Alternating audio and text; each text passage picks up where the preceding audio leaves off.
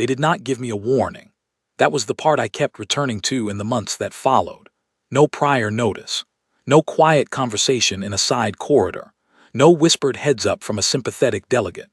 One moment I was standing at Earth's assigned podium in the grand chamber of the Galactic Council, waiting for a routine session on interstellar shipping lanes, and the next moment, the chamber marshal was reading out a motion I had never seen before in my life. My name is Sierra Voss. I was Earth's lead diplomatic representative to the Galactic Council for 11 years. I had attended 462 sessions in that chamber. I had negotiated grain contracts for colonies that were starving and argued resource-sharing agreements while 6 species tried to talk over me simultaneously. I was not easily rattled. But nothing in 11 years had prepared me for this. The marshal's voice was calm. It was always calm. That was the thing about the Velhari species. Their vocal cords physically could not produce distress. Every word they spoke came out in the same smooth, even tone, whether they were announcing a trade deal or ending your world. And so, when Marshal Oren read out the motion, a motion filed jointly by 14 member species, calling for the immediate suspension and permanent exclusion of Earth from the Galactic Council, it sounded like he was reading a weather report. I did not move. My aide, a young man named Colin Price, was standing 2 steps behind me.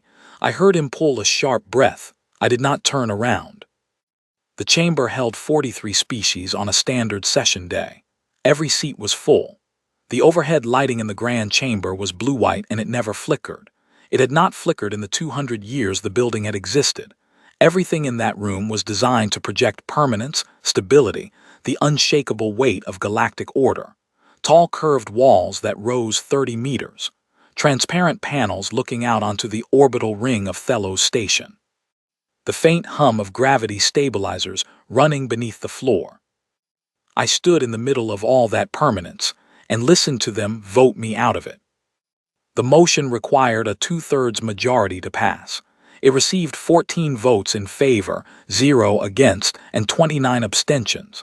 The abstentions were the part that stung the most. I had spent years building relationships with those delegates. I had shared meals with some of them. I knew their children's names. Not one of them voted against it. They simply did not vote at all. Marshal Oren completed the tally and announced the result in the same even voice. Earth's membership in the Galactic Council was suspended effective immediately. All diplomatic clearances were revoked. All trade agreements operating under Council jurisdiction were frozen pending review. Earth vessels would no longer have navigational rights through Council-maintained jump corridors. Earth representatives were requested to vacate Council premises within 48 standard hours. Requested, as if we had a choice. I let the silence in the chamber stretch for 5 full seconds after the marshal finished speaking. 5 seconds is a long time when every species in a room is watching you. I had learned that in my first year as a delegate, that silence, used correctly, is the most powerful tool a diplomat carries. It makes other people uncomfortable. It forces them to fill the space. It shows that you are not afraid. Then I said, noted. Just that one word, noted. I gathered my documents from the podium. I did not hurry. I did not look at the 14 species who had filed the motion.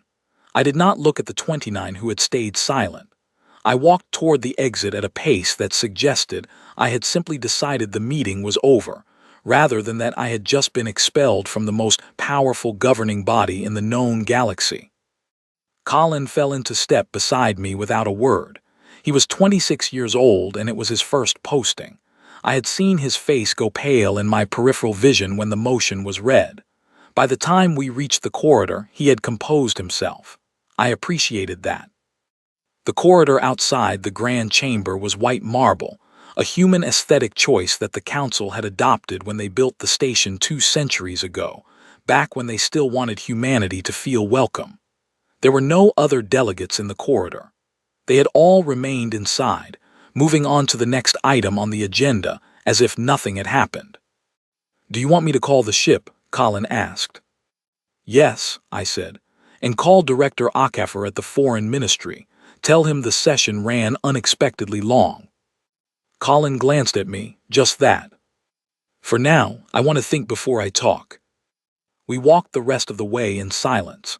The station's gravity was set slightly higher than Earth standard, a concession to the Drenari species, who were the majority shareholders in Thello Station's construction bonds. After 11 years, I barely noticed it anymore. Now, with every step, I felt it pressing down. I thought about the motion as we walked. I had been building a mental file on it by the time we reached the docking bay. 14 species. The Velhari, who ran the council's administrative apparatus and clearly knew the motion was coming since their marshal had read it without any visible hesitation. The Karath Dominion, who had been in a trade dispute with Earth over titanium quotas for 3 years.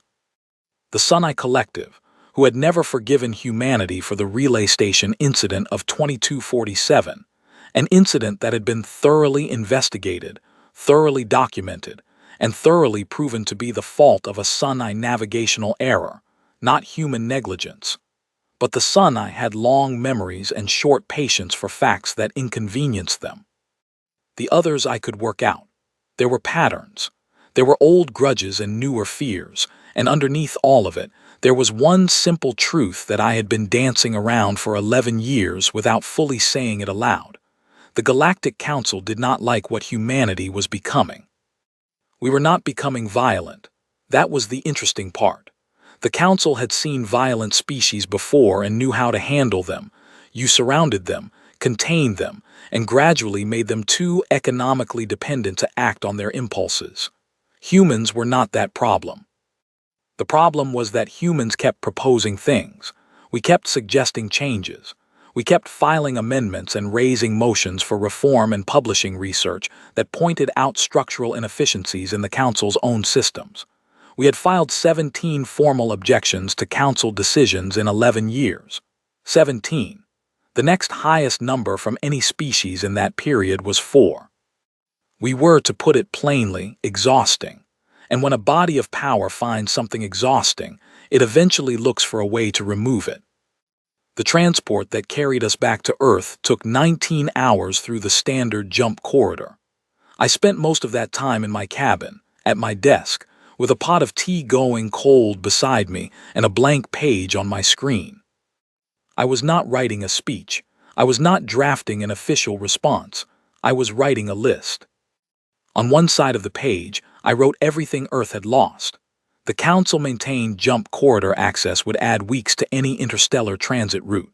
The frozen trade agreements would hurt 3 of our outer colonies almost immediately. The diplomatic network I had built over 11 years, the informal relationships, the corridor conversations, the small trusted channels that were often more useful than any official process, all of that was effectively severed. We had lost legitimacy in the eyes of species who had not yet chosen sides. We had lost the seat at the table.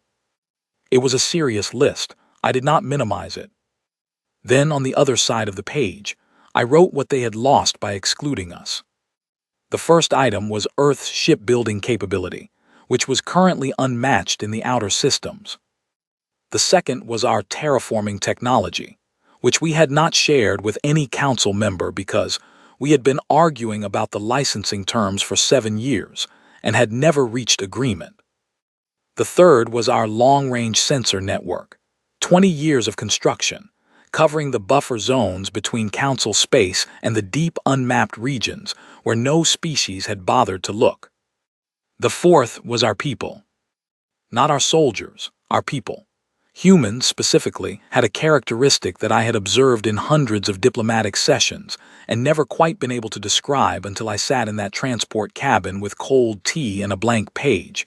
We did not accept final answers. Every other species I had ever worked with at some level accepted the existence of closed doors. They might be unhappy about a closed door. They might work to open it. But they understood, in their deepest cultural instincts, that some doors simply stayed shut. Humans did not believe in permanently closed doors. It was, depending on your perspective, either the most annoying or the most formidable thing about us. When I landed at the Foreign Ministry in Geneva the following morning and walked into Director Akafer's office, he looked at me, The way a man looks at someone who has just survived a building falling on them, with equal measures of relief and dread. "Sierra," he said, "tell me what happened." "They voted us out," I said. "All 14 filed the motion together. The others abstained. It was clean and coordinated, and they clearly planned it for months without a single leak." HFY leaned back in his chair. He was a careful man, and careful men hated surprises. "What are our options?" I had spent 19 hours on a transport thinking about this question. "We have 3, I said. "We can appeal through the council's own dispute process, which they control entirely and which will take a minimum of 6 years to conclude, during which time the embargoes stay in place. We can pursue bilateral agreements with individual council members to soften the economic impact, which will work for a while but will gradually tie us into a web of individual dependencies that limits our independence without restoring our standing. Or—" I paused. "Or," HFY said. "We stop trying to get back in," I said. "We stop treating their table as the only table in the room. We go find the people who were never invited to sit down in the first place, and we build something new." HFY was quiet for a long moment. He was looking at me with an expression I recognized, the expression of a man who sees both the logic and the risk of something, and is trying to decide which one is larger. "That is an enormous undertaking," he said finally. "Yes," I agreed. "We have no blueprint for it." Neither did they when they started. They just had power and the assumption that everyone else would fall in line.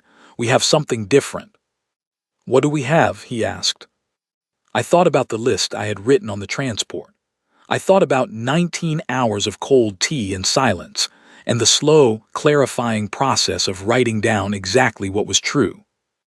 "We have nothing to lose," I said, "and that is, historically speaking, a very dangerous thing to be." HFY looked at me for a long moment.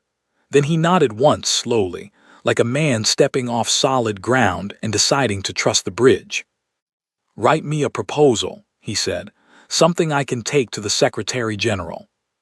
I picked up my bag from the floor beside the chair. "I already have," I said. I set the document on his desk as I stood to leave.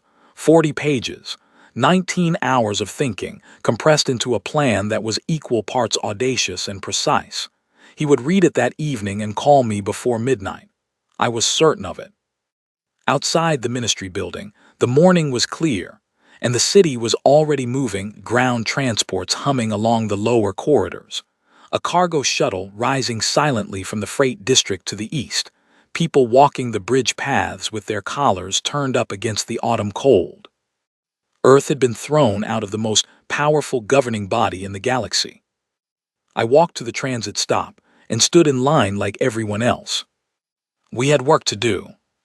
The deep-range freighter the foreign ministry assigned to my mission was called the Ardent. It was not a military ship. It had no weapons beyond standard proximity deterrence, no tactical systems, no armored hull.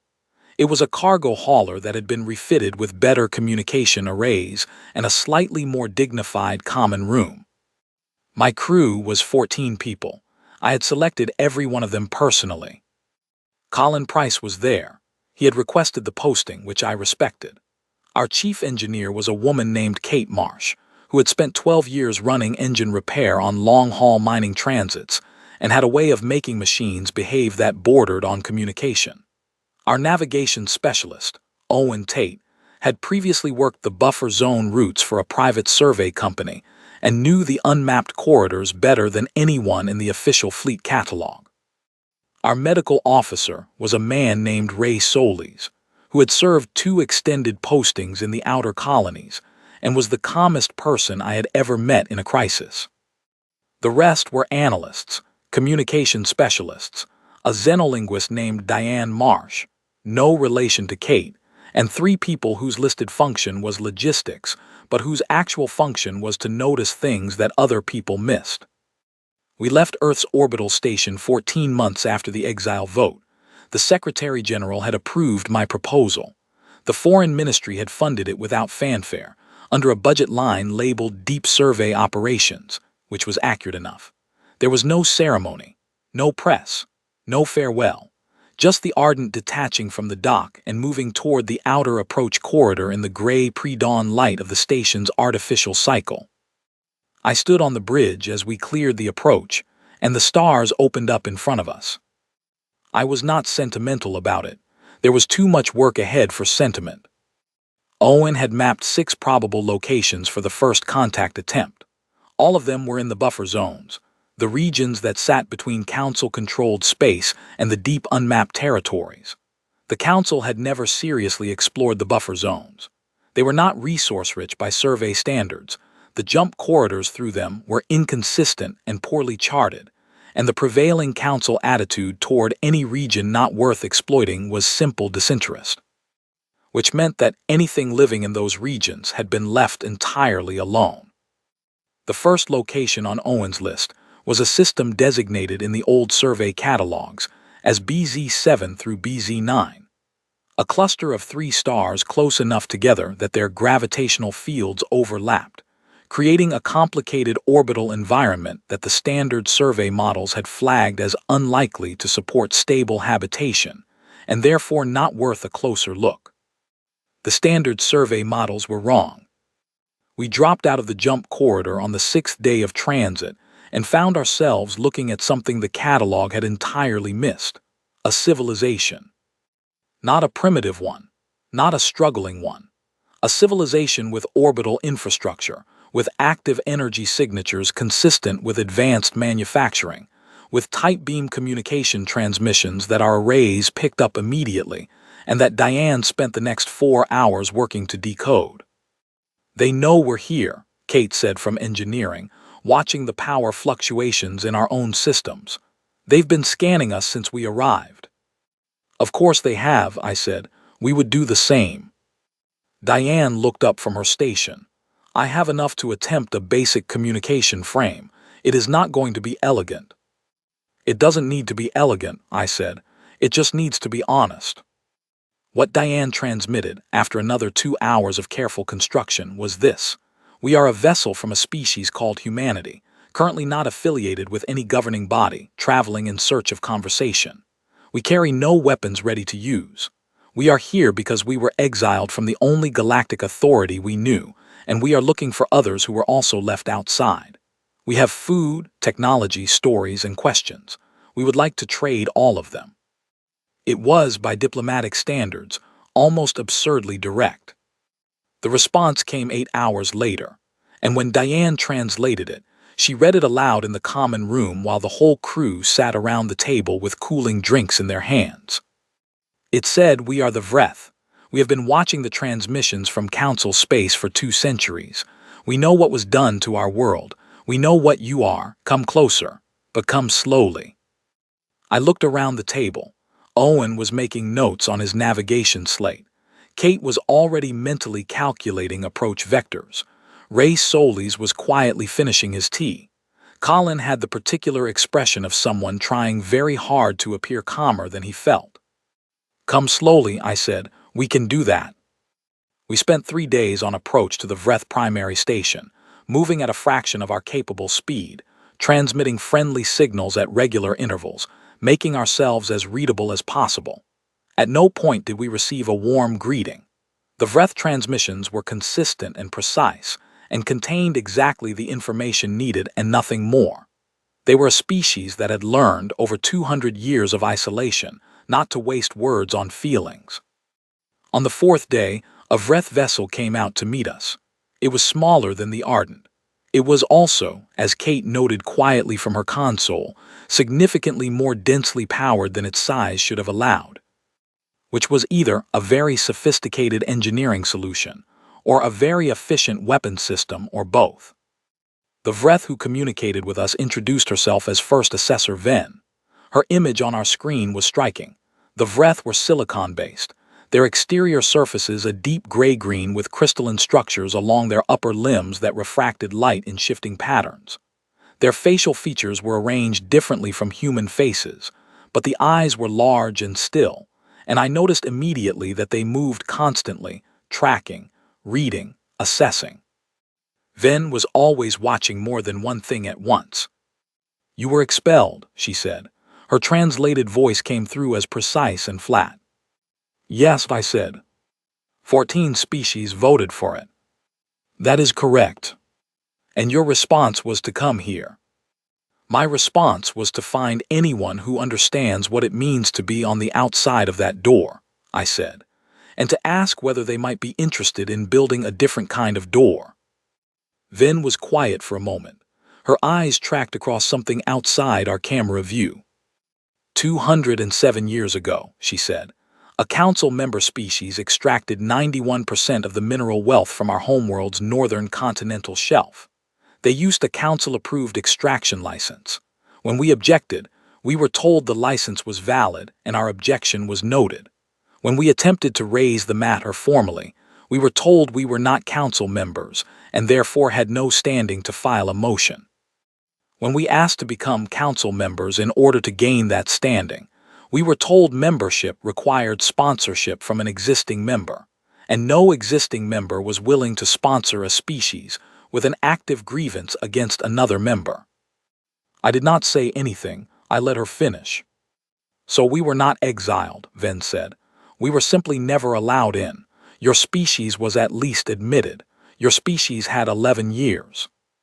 Yes, I said. We did. And in those 11 years, we filed 17 formal objections on behalf of various species, including 2 that referenced the events you just described. Both were rejected. I can send you the records if you want them. Another silence, longer this time. You filed objections on our behalf, Ven asked. On the behalf of the principal, I said, that the council's licensing process was being used to protect extraction, not governance. But yes, your situation was specifically cited in the second filing. Ven's eyes were very still now. That, I would learn later, was the Vreth equivalent of an expression of deep consideration. Send the records, she said. I sent them. We waited. The response came 6 hours later, and it was not a transmission. It was a docking invitation. Colin exhaled so sharply, he nearly knocked over his water cup. I kept my expression neutral, but I felt something shift in my chest, the particular, very human sensation of a door beginning to open. The Vreth primary station was built into the interior of a hollowed asteroid. Not dramatically, it was not the kind of grand construction you saw in council architecture. It was functional, layered, built outward from necessity rather than inward from vision. Every corridor had a purpose. Every space was used. There was something deeply honest about it, the way a place looks when the people who built it were building for survival and not for impression. First assessor, Ven met us at the docking collar personally. She was taller than I had estimated from the screen, nearly 2 meters, and the crystalline structures along her upper limbs shifted color slightly as she looked at us. I had read that this was involuntary in Vreth, an autonomic stress response. She was not entirely comfortable with our presence. Neither were we entirely comfortable with hers. We were standing in the space of a species we had never met, on a station that was effectively invisible to every map in existence, having arrived on a ship with no significant defensive capability. Good, I thought. We are all slightly uncomfortable together. That is the right place to begin. Assessor Ven, I said, thank you for meeting us. You brought documentation of your objections, she said. I read them on the transit to the dock. Your second filing was thorough. It would not have changed the outcome. The Council's response to such filings is procedurally predetermined, but it was thorough. Coming from a Vreth, I was fairly certain that was a compliment. I appreciate that, I said. You said in your transmission that you have food, technology, stories, and questions. In that order of priority. I considered it. Actually, in reverse order, the questions matter most. Ven tilted her head, a gesture that in Vreth indicated revised assessment. Then ask, she said. How many species are out here? I said. How many are living in these buffer zones in the unmapped regions, off every catalog the Council has ever published? How many were never invited in, or were asked to leave, or simply chose to stay away? Ven looked at me for a long moment. More than the Council knows, she said. considerably more. The conversation that followed lasted 11 hours.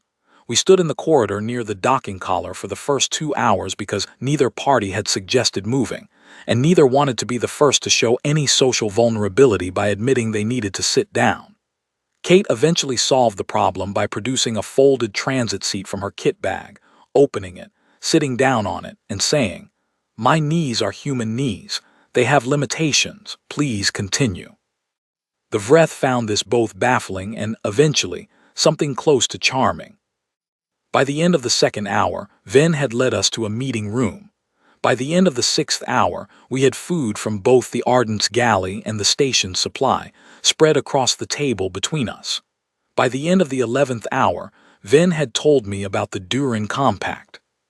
3 species, she said, sharing a binary star system in the outer buffer zone, designated BZ41 through BZ47. They have been operating collectively since before the Council's current charter. They refused to sign the FTL Research Accords approximately 80 years ago because the Accords would have given the Council full intellectual rights to any jump drive modifications developed within a signatory species' borders.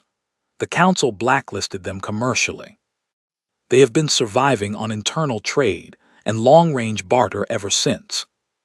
"And they're still there?" Colin asked. "They are still there," Ven said. "They are considerably more advanced now than they were 80 years ago. Isolation, it turns out, produces significant motivation for self-sufficiency." I looked at him across the table. He was writing in his notebook, actual paper, a habit he had which I had always found quietly endearing, and he glanced up and met my eyes. We were both thinking the same thing. 3 days later, the Ardent left the Vreth station carrying 3 things we had not arrived with: a set of updated buffer zone charts that Ven had shared from the Vreth's own survey data, more detailed than anything in the Council's catalog, compiled over 2 centuries of careful observation; a communication cipher that would let us contact the Vreth station directly; and an introduction, transmitted ahead on a tight beam channel, to the governing council of the Durin Compact. The Vreth had done that last part without being asked. I noticed it and said nothing about it at the time. 3 weeks later, we reached the Durin system. If the Vreth station had been built for survival, the Durin system was built for permanence. They had been there long enough that their infrastructure was generational, structures that children had been born in, grown up in, aged in, and passed on to their own children. There were 8 primary stations across the binary system, connected by a transit network that used a variation on standard jump drive principles that our own engineers had not seen before. The 3 Durin species, the Tareth, the Salyun, and the Aviketh, received us jointly. Their governing structure was a rotating council, with a different species holding the chair on a 12-year cycle. Currently, the Tareth were in the chair, and it was a Tareth administrator named Horus who greeted us at the dock. Horus was short, broad-shouldered, and had the cheerful expression of someone who genuinely enjoyed surprises. He also had 4 arms, which he used simultaneously and without apparent effort, currently carrying a transit slate, a cup of something hot, a maintenance tool, and gesturing welcome to us all at the same time.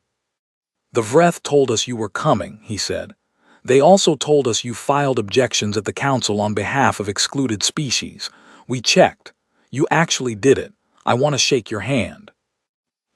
He shook my hand with one of his 4 hands, which left the other 3 free to continue their various tasks. "Administrator Horus," I said, "I am very glad to meet you." "Come inside," he said. "We have a lot to talk about, and our Salyun colleagues have prepared food, which is honestly the best food in this system, so timing is everything." We followed him in. It was on the Durin station, 3 days into our visit, that the shape of what we were building began to feel real to me for the first time. We were sitting in a meeting room with Horus and 2 colleagues, a Salyun engineer named Petra, whose species had eyes that faced in 2 directions, and who was therefore always watching both the door and the window simultaneously without turning her head, and an Aviketh communications specialist named Finn, who was tall and thin, and had the habit of finishing other people's sentences not to interrupt them, but because they were genuinely enthusiastic about where the thought was going. The Duran engineers had come aboard the Ardent earlier that day to look at our systems. Their report to Horace had been interesting. Kate relayed it to me afterward. They had said that the ship was, from a pure efficiency standpoint, not impressively designed. The power distribution was uneven, the engine housing was larger than necessary, and several systems were built with redundancy levels that made no logical sense for a vessel this size. But they had also said, the ship is personal. The people who maintain it talk to it. There are handwritten notes on the maintenance panels, not because the digital systems failed, but because someone wanted to leave a message for the next person. There are photographs attached to the inside of the cargo bay door. The kitchen has been modified at least 3 times to accommodate different people's food preferences. This ship is not a machine. It is a home. They had found this confusing, and then they had found it interesting, and then Petra had asked if she could come back and spend more time looking at it. She was aboard the Ardent right now, in fact, in the engine room with Kate, the two of them communicating through a translation device and apparently getting along without difficulty. "I want to ask you something directly," Horace said, setting down his cup and giving me the particular kind of direct look that administrators reserve for important questions.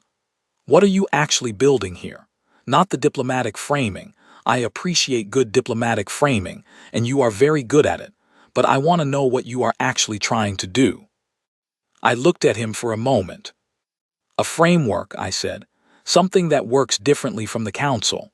No permanent seats, rotating leadership, mutual defense, not enforced neutrality, trade that benefits both parties, a structure that is built on the agreement of its members rather than the power of its founders. And humanity leads it." "Humanity chairs the founding session," I said. "After that, whoever the members choose, including nobody from Earth if that is what the members want."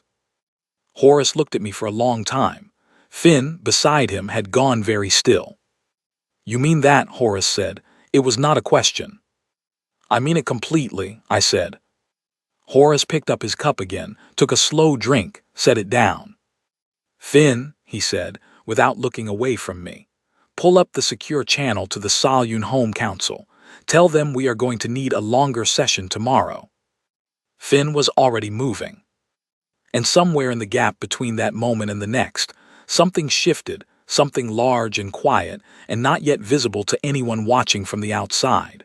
A door, somewhere in the dark between the stars, swung open on its hinges and stayed there.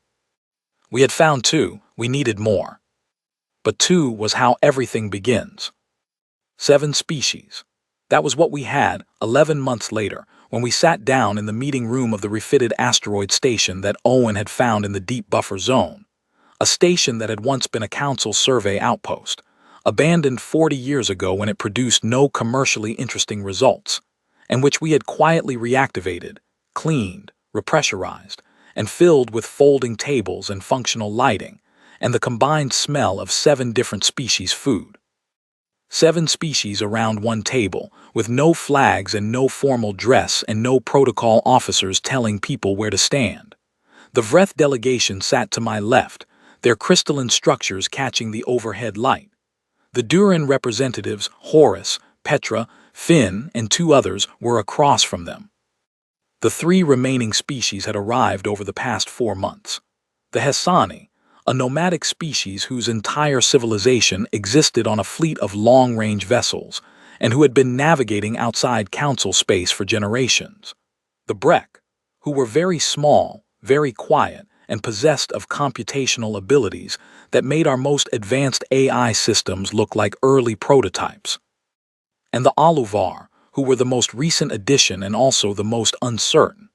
A species that had been on the outer edges of Council membership for decades, never fully accepted, never fully excluded, living in a permanent gray zone that had gradually worn down their patience until a younger generation of their leaders had reached out, through a contact chain that led back to the Vreth, and asked to come to the table. The table, at this point, was still a folding table in an abandoned asteroid station. But it was our table.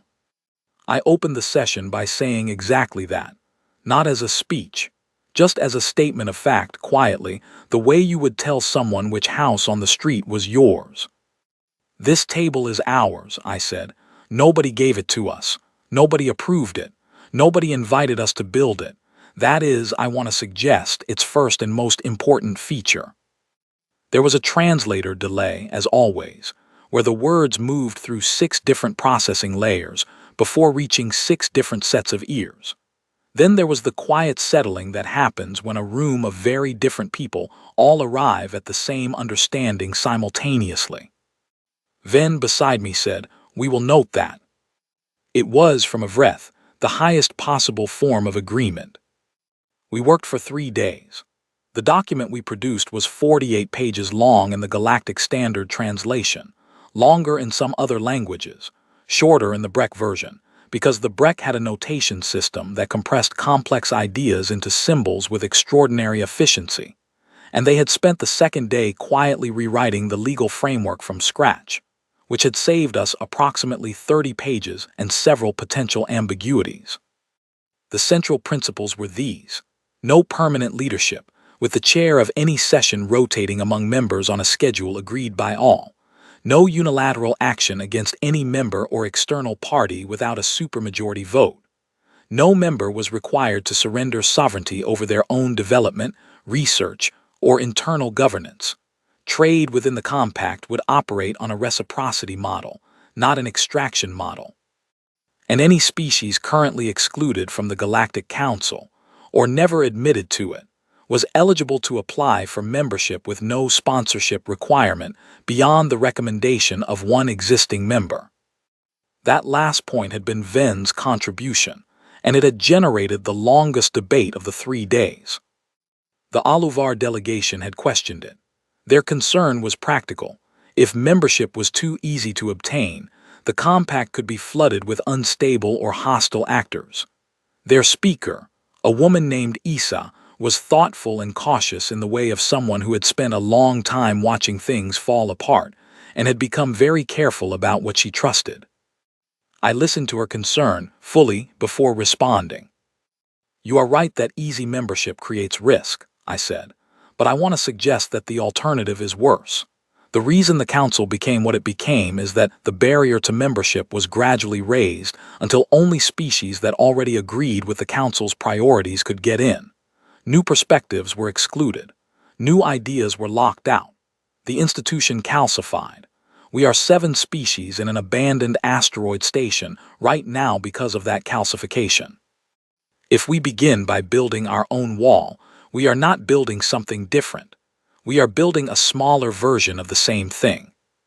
Isa looked at me for a long time. "You have thought about this for a while," she said. 14 months, I said. "I had a lot of transit time." She considered it for another moment.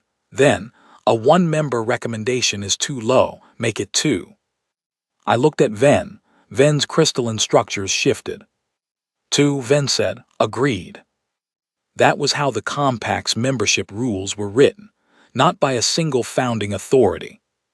By a room of people who were genuinely trying to get it right. There were harder moments. On the second day, one of the Duran factions, not Horus, but a younger Tarath official named Cal who had a great deal of energy, and not yet enough experience to know when to spend it, stood up and proposed that the Compact adopt an active interference policy against Council shipping lanes in the disputed territories. His argument was economic. The Council's trade embargoes were quietly starving 3 Duran outer stations, and the fastest way to force a renegotiation was to demonstrate that the Council's own supply lines were not as secure as they assumed. The room went very still. I did not speak immediately. I let the proposal sit in the air for a moment, the way you let a hot thing cool before you pick it up. Then I said, "I understand the situation those stations are in. I have read the supply reports. The shortfalls are serious and they are going to get worse before they get better. The people in those stations are real and their situation is urgent, and I am not dismissing it." Cal was watching me carefully. "But I want to ask you to think about what we are in this room for," I continued. "We are not here because we are the Council's enemies. We are here because we are the Council's alternative. Those are not the same thing. If we begin with interference and disruption, we become something that every undecided species in this galaxy will read as a threat. We lose the Aluvar. We lose any species still weighing its options. We make the Council's argument for them that we are destabilizing and dangerous. We become the thing they always called us. Cal started to respond. "Let me finish," I said, not unkindly. "I am going to bring a food and supply proposal to this table tomorrow morning. Compact-funded emergency supply routes to those 3 stations, coordinated through the Hassani fleet, which knows these corridors better than anyone. It is not as fast as what you are proposing, but it works, and it does not cost us everything we have built to do it." Cal sat down. The next morning I brought the proposal to the table. It passed without dissent. Afterward, in the corridor outside the meeting room, Cal found me. He was quieter than he had been in the session, the quietness of someone who has recalibrated. "The emergency supply route," he said. "You had already drafted it before the session." "Yes," I said. "You were waiting for the moment to need it." "I was waiting for the moment it would mean something," I said. "There is a difference." He nodded slowly. Then, "The Tarith elder who trained me always said that the most dangerous thing a young official can be is right too early." "Your elder was wise," I said. He went back into the meeting room. I stood in the corridor for a moment, listening to the faint hum of the station's recycled air systems, the distant sound of 7 species worth of conversation coming from behind the door. On the final day, we signed the document. No ceremony. We had agreed on that beforehand, the Vreth had requested it, and everyone else had agreed immediately, which I took as confirmation that we were already making decisions like a body that understood itself. We signed in the Compact's working language, which was galactic standard with addenda in each member species' primary tongue. 7 signatures on a document that, technically, had no legal standing in any existing galactic authority. But there had been 14 signatures on Earth's exile notice, too, and that one had been worth something. After the signing, Horus produced drinks from somewhere. He had a gift for appearing with food and drink at exactly the right moment. And the room became, briefly, something that was neither a diplomatic session nor a formal gathering, but simply a room of people who had done something together and were sitting with the feeling of it. Ven sat beside me. She did not drink. Vreth did not share human metabolic pathways, but she held a cup of water, which I had come to understand was a Vreth gesture of participation. "Do you think it will hold?" she asked me quietly. I looked around the room. Horus was making Finn laugh about something. Petra and Kate were in an argument about power distribution that had apparently been ongoing for 3 days and showed no signs of concluding. Esau was speaking carefully to one of the Hassani elders, the kind of conversation that starts formal, and if you give it time, becomes something warmer. "I think we are all too stubborn to let it fail," I said. Ven considered this. Her eyes tracked slowly across the room. "That may be sufficient," she said. I sent the signed charter to Director Akafer that evening, on an encrypted channel. His response came 8 hours later, which meant he had read every page. It said, "The Secretary General has reviewed it. She wants to know what you need." I typed back, "Time, and tell her to keep the lights on in the outer colonies. We are going to be busy." Then I closed the channel and went to bed on the Ardent for the first time in 3 days, listening to the quiet hum of the station around me and the distant sounds of 6 other species settling in for the night. We had a charter, we had 7 members, we had a table that was ours. Now we had to make it mean something. 3 years. That is how long it took before the Council noticed the silence.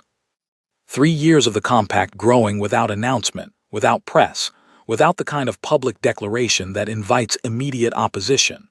We added 4 more species in the first year, 3 more in the second. By the end of the 3rd year, we had 17 member species and a trade network covering 32 star systems, most of them in regions the Council's own maps marked as economically uninteresting. The Council had, in their efficient and thorough way, stopped paying attention to economically uninteresting regions a long time ago. It was one of their structural blind spots, the assumption that if something was not currently valuable, it would remain not valuable and therefore not worth monitoring. They had, in essence, taken their eyes off the outer dark for decades. In the outer dark, we had been building. The morning the council noticed was not marked by any dramatic announcement on their part. There was no formal statement, no emergency session. What happened was quieter and, for that reason, more significant. 3 of the council's primary shipping lanes through the mid-buffer zone went simultaneously underused. Not blocked, just quiet. Fewer transports, reduced cargo volume.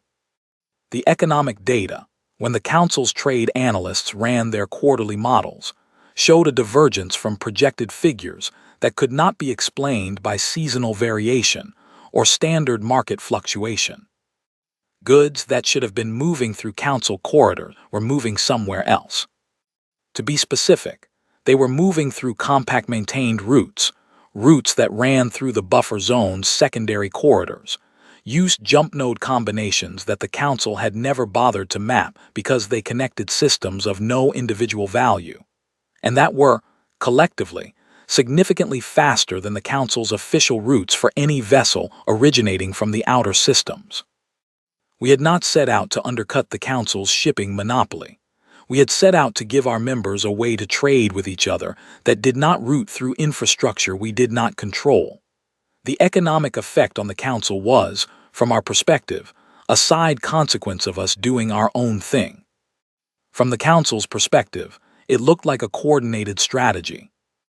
I was on the Compact's permanent station, the old asteroid outpost, now significantly renovated, now carrying the informal designation of Waypoint Ardent, named for the ship that had first docked there, when the council's first transmission arrived. It came addressed directly to me, which meant they had done their research. It was from a senior envoy named Magistrate Lorne, a Karath official I had dealt with twice in my council years. Lorne was competent, politically careful, and had a voice like smooth stone. Ambassador Voss, the message began. They had given me a title I had never claimed, which was itself an interesting move. The council requests a preliminary communication regarding recent developments in outer system trade activity. It is our hope that this can be addressed through quiet dialogue before either party takes formal positions. I read it twice, then I called a full compact session. 17 species around the table. We had moved to a larger room, with the message displayed on the main screen at the front. I read it aloud for the members who preferred audio translation. Before we discuss a response, I said, I want to hear from everyone. What does this message tell us? Vin spoke first, which was typical. The Aviketh processed quickly and talked faster. It tells us they are worried but not ready to act. If they were ready to act, they would not say quiet dialogue.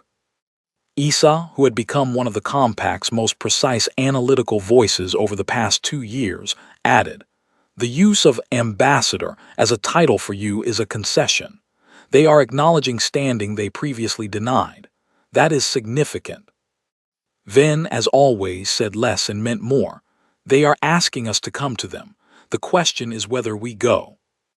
That last point was the real question, and we spent 4 hours on it. There were 3 positions in the room.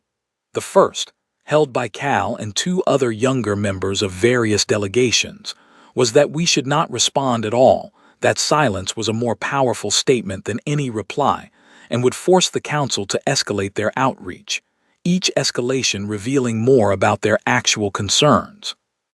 The second position, held by Horace and several of the more experienced delegates, was that we should respond warmly and invite them to come to us rather than going to them, which reframed the geography of the relationship from the outset. The third position, which Isa articulated carefully, was that we should respond precisely and unemotionally, acknowledging the message without conceding anything and asking for specifics about what recent developments they actually meant. I listened to all 3, then I went with Isa's framing with one addition. The response I sent to Magistrate Lorne said, the Independent Compact has received your communication and notes its cordial tone. We are available for dialogue at a time and location to be mutually agreed. We would welcome clarity on which specific developments you wish to discuss, as the compact encompasses a wide range of activities across 17 member systems. We look forward to hearing from you. We signed it not with my name alone, but with the full compact signature block, 17 species, listed alphabetically. The response from Lorne took 9 days. That was information in itself. 9 days meant internal consultation, multiple layers of council review, probably a closed session of the senior members. The quiet dialogue they had proposed was apparently requiring a significant amount of loud internal debate on their end. When it came, it was longer than the first message, more careful. It specified that the Council's concerns related to trade corridor usage and navigational claims in the mid-buffer zone, and it formally proposed a face-to-face meeting at a neutral station. Their definition of neutral was Thello's Station. Thello's Station, where I had been expelled 3 years ago. Thello's Station, which was owned by a Velhari-chaired corporation with strong council ties, orbited by a council naval station, staffed by council-affiliated personnel. Horace, when I read it to the room, laughed so hard he nearly fell off his chair. "They want to meet on their home ground," he said, "and they are calling it neutral." "They have a creative definition of the word," Venn said. I proposed a counter-location, the Hassani fleet's primary assembly point, currently stationed in the deep buffer zone, genuinely neutral, neither council space nor any single compact member's territory, well within the Hassani's ability to guarantee security for all parties. Lorne's next response took 4 days. They declined the Hassani location and proposed Thello's again. I proposed a deep space station that the Breck had built in an unclaimed system at the zone's edge, also genuinely neutral, also acceptable. 4 more days. They declined again and proposed a different council station, this one on the border of the buffer zone. I was not surprised by this pattern. Institutions that have always defined the terms of engagement do not easily accept that the terms have changed. The council had held every meeting, for 2 centuries, on ground they controlled. They were not being deliberately hostile, they were simply defaulting to what felt normal. The concept of actual neutral ground was, genuinely, not built into their instincts. I could have been patient and kept negotiating locations indefinitely, but after the 3rd declined proposal, I did something different. I stopped proposing. I sent a message to Lorne that said, "The compact will participate in dialogue when a mutually acceptable location can be agreed. We remain open to suggestions. We note that the compact's daily operations will continue in the meantime, as will our members' trade and transit activities." Then I waited.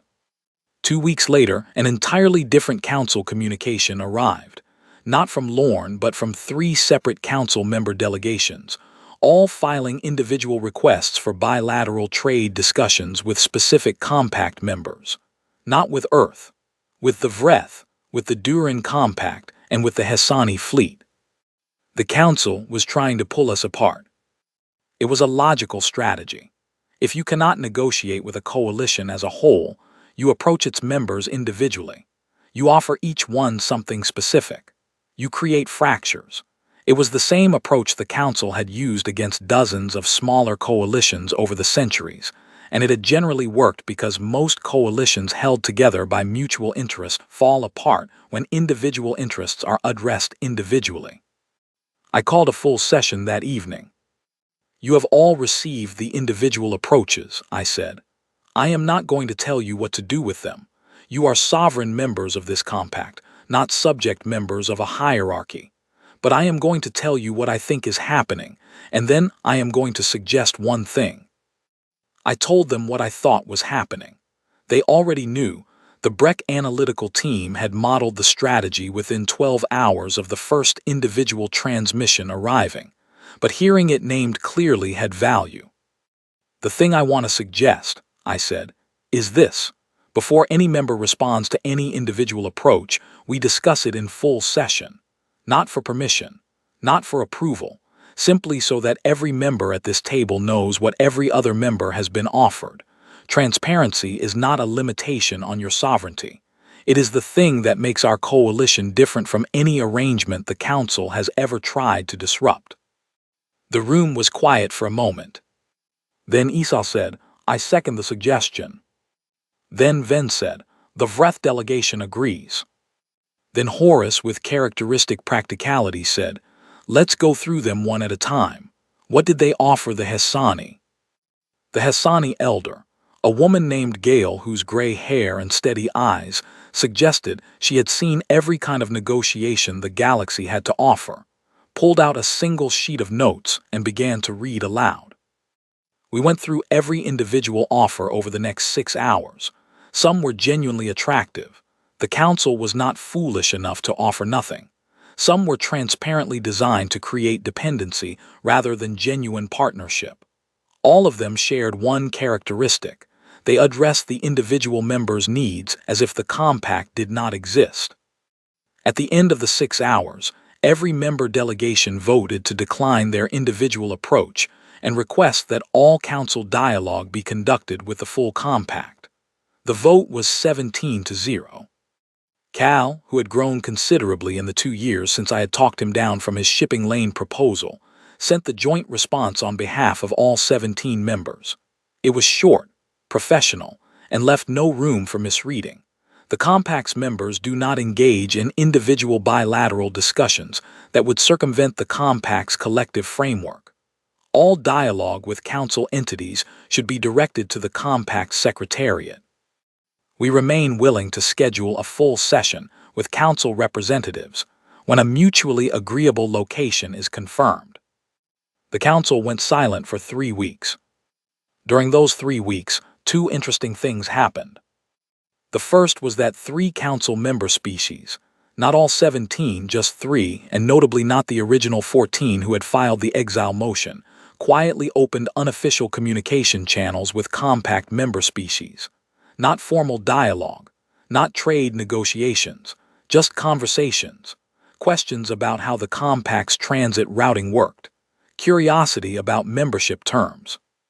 One of them, a species called the Marin, had a cultural tradition of sending what translated loosely as listening envoys, observers who traveled to places they were curious about and reported back without agenda. 2 Marin listening envoys showed up at Waypoint Ardent on a small civilian vessel, announced themselves honestly, and asked if they could look around. We said yes, we gave them full access, we fed them well. The second thing that happened was the incident in the Salyun approach corridor. A Council naval vessel, a mid-sized patrol ship belonging to the Karath Dominion, the same species that had been in the titanium dispute with Earth years ago, entered the primary approach corridor to the Duran system and began, according to their transmitted explanation, an unscheduled navigational survey. The corridor in question ran through a buffer zone region that fell under no one's formal jurisdiction, but had been maintained by Duran infrastructure for decades. The Karath ship was not aggressive. It did not target anyone. It simply began conducting scans in a corridor that was, informally but unmistakably, Compact territory. Horus called me within the hour. "What do we do?" he asked. I thought for exactly 30 seconds. "How many Compact vessels can we put in that corridor within 12 hours?" I asked. 12, Owen said from the navigation console behind me. "Maybe 14 if the Hessani fast transports are available." "None of them armed," I said. Owen checked. "None with active weapon systems. The Vreth vessel has deterrents same class as ours." "Good," I said. "Get them into that corridor. Formation flight, passive only, recorders broadcasting on open frequencies. Tell them to be polite if the Karath ship hails. Offer assistance with their survey. Ask if they need any calibration data. Be relentlessly helpful." There was a pause on Horus's end. Then, "You want to bury them in witnesses." "I want to make it clear," I said, "that this corridor is not empty, that any activity in it is observed by 17 species, and that the observation is public. The Karath are not here to start anything. They are here to test. I want the test to come back negative. 14 compact vessels moved into the corridor over the next 9 hours. They flew in a loose but visible formation, maintained open-frequency transmissions, and when the Karath patrol ship hailed them, the Duran lead vessel responded with cheerful offers of navigational data, local hazard maps, and from Horus himself, apparently, a recipe for a Tareth dish that the Karath crew would find useful to know given that they were apparently in the area for an extended survey and might want to try local cuisine. The Karath patrol ship completed its survey and left the corridor within 6 hours of the compact formation arriving. The transmission record of the entire incident was broadcast on the compact's shared communication network within an hour. Within 2 days, it had propagated through informal channels into council space. Within a week, I had received 6 private messages from species I had never spoken to, 3 council members, 3 non-aligned, asking whether the compact's membership was currently open. My personal log entry that evening was short. I was tired, and the recycled air on Waypoint Arden always made me slightly headachy by evening, and I did not have grand words in me at that particular moment. I wrote they blinked. We did not. It cost us nothing except some transit fuel and Horace's recipe. Then I went to sleep. But 3 hours later I woke up and wrote one more line. Send the Karath a proper copy of that recipe. Hospitality is not strategy. It is just the right thing to do. In the morning, we sent it. The summit had been 5 years in the making, though the council would later describe it as something they had initiated, which was inaccurate but not worth arguing about. What had actually happened was this. Over the 3 years following the corridor incident, the compact had grown to 23 member species. 3 of those new members had previously been council members, not exiled ones, voluntary departures. Species that had read the compact charter, watched the corridor incident footage, done the economic mathematics, and quietly decided they preferred a table where they had a genuine voice. The loss of those 3 species had not been catastrophic for the council, but it had been a signal. When members begin to leave a body voluntarily, the body is not in crisis yet, but it is standing at the edge of one. The formal summit proposal came from Magistrate Lorne, still smooth and careful, apparently having survived several years of handling the council's most difficult diplomatic file. I respected that. Surviving a difficult file requires both skill and stubbornness, and I had developed a certain professional admiration for Lorne even across a table we had never actually shared. The proposed location this time was genuinely neutral.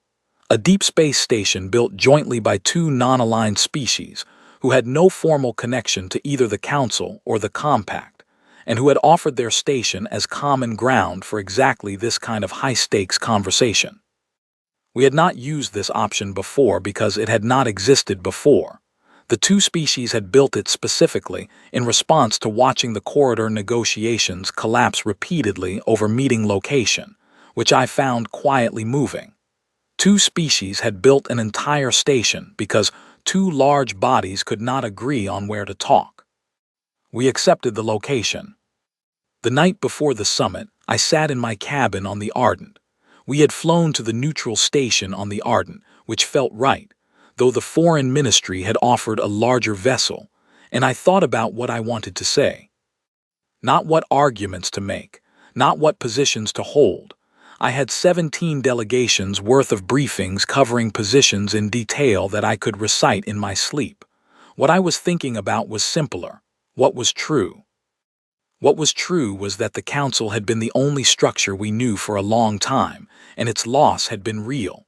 What was true was that what we had built was better, not perfect, nothing was, but structurally and ethically better by measures I could defend in detail. What was true was that I did not want to destroy the council. I had never wanted that.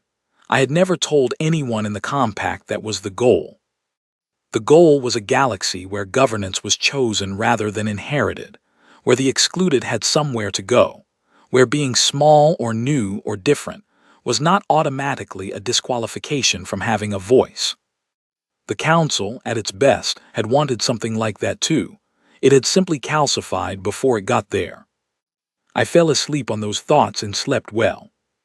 The morning of the summit, the neutral station's common hall held two delegations across a table that, for the first time in 5 years, I was sitting at with the council on the other side rather than outside the room entirely. Magistrate Lorne was older than in the images I had seen.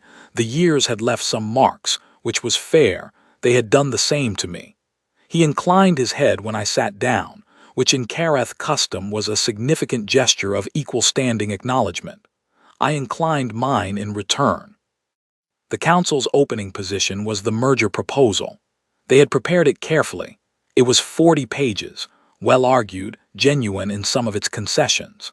The compact would become a sovereign division, with guaranteed seats proportional to membership, full voting rights in standard council sessions, and an independent charter preserved within the larger framework.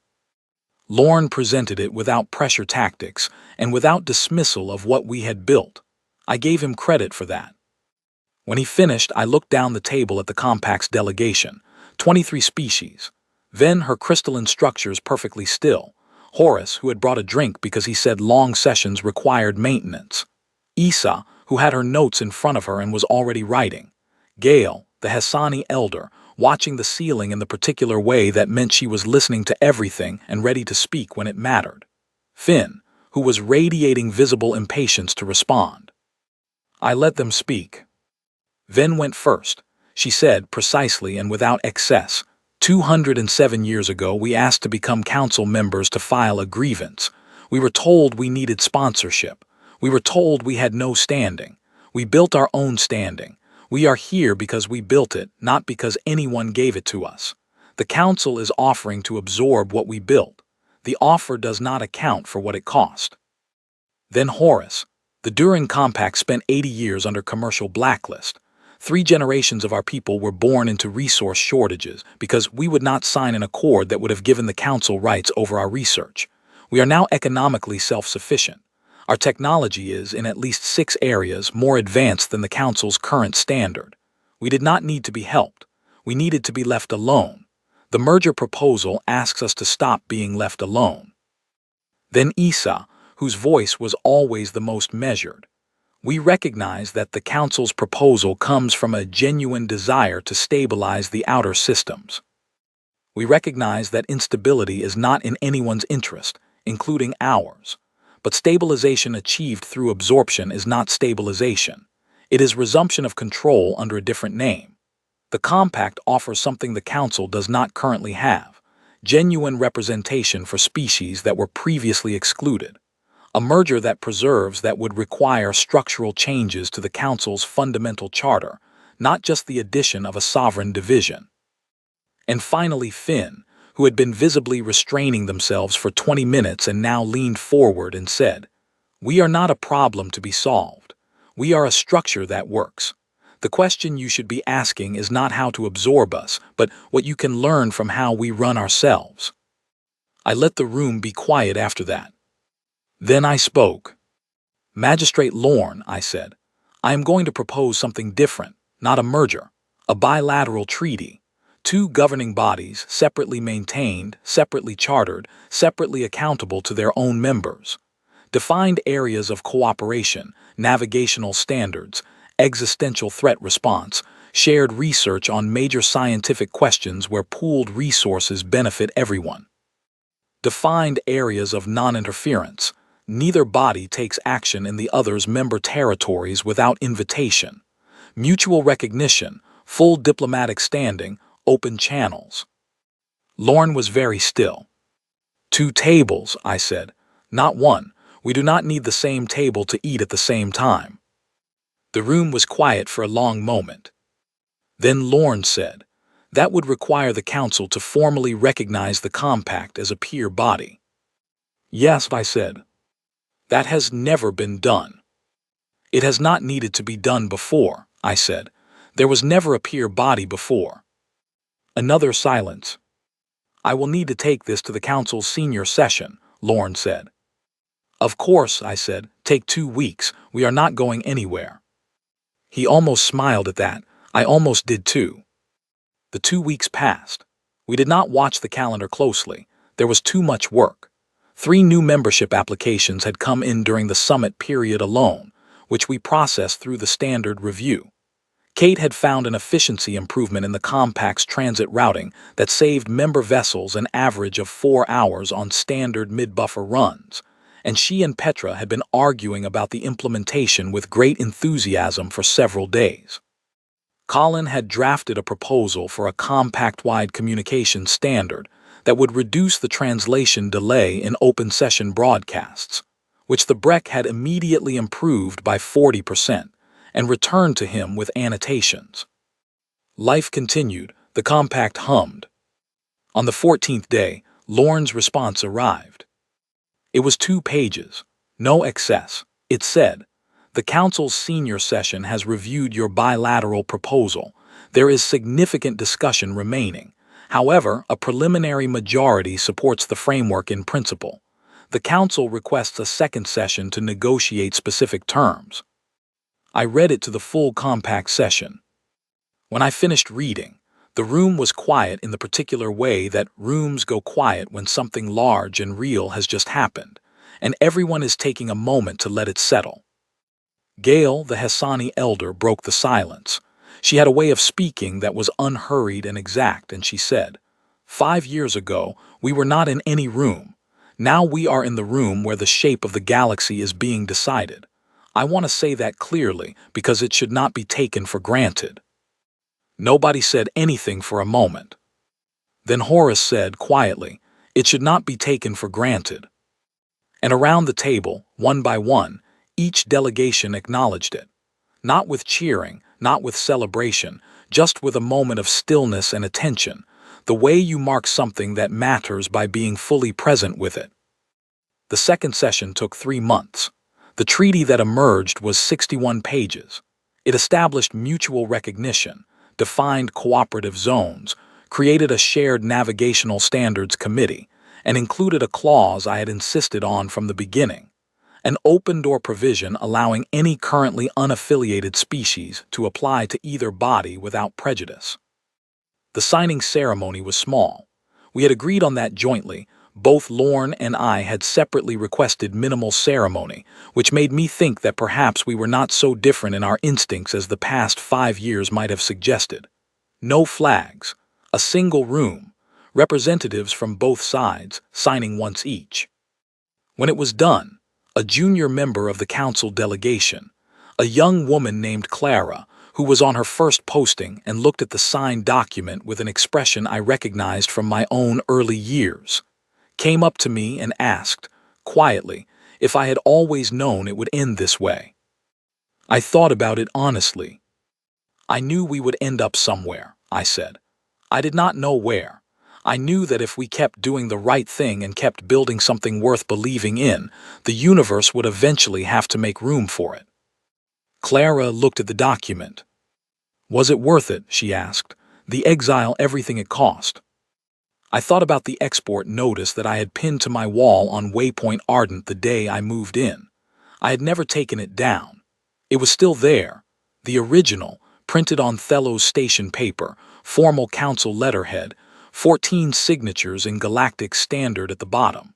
The notice that had ended my career as a council diplomat and started everything else. "No," I said. "The exile was not worth it.